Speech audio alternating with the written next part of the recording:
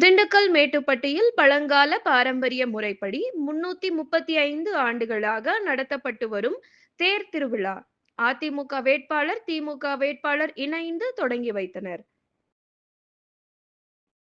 திமுக மற்றும் அதிமுக வேட்பாளர்கள் பிரச்சாரத்தின் போது மாறி மாறி தனிநபர் தாக்குதலில் ஈடுபட்டிருந்த நிலையில், ஊர் திருவிழாவில் இருவரும் இணைந்து தொடங்கி வைத்த பொதுமக்களிடையே கவனத்தை ஈர்த்துள்ளது.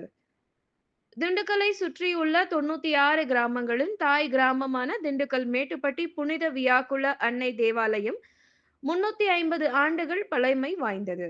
இங்கு சுமார் 335 வருடங்களாக ஈஸ்டர் பண்டிகைகள் அடுத்து வரும் வெள்ளி, சனி, ஞாயிறு ஆகிய 3 நாட்களில் பாஸ்கு திருவிழா கொண்டாடப்பட்டு வருகிறது.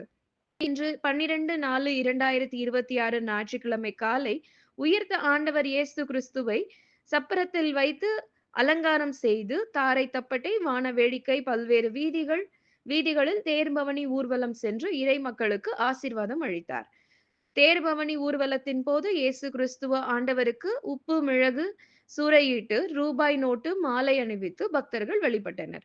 இந்த தேர் திருவிழாவை திண்டுக்கல் தொகுதியில் அதிமுக வேட்பாளர் திண்டுக்கல் ஸ்ரீனிவாசன் மற்றும் திமுக வேட்பாளர் பெரியசாமியின் மகன் பி செந்தில்குமார் ஆகியோர் இணைந்து தொடங்கி வைத்தார். தேர்தல் களத்தில் பல்வேறு கருத்து வேறுபாடுகள் பல இருந்தாலும், ஊரின் முக்கிய திருவிழாக்களில் திமுக மற்றும் அதிமுகவினரின் ஒன்றிணைந்த கொண்டாடியது அனைவரையும் கவனத்தை ஈர்த்தது.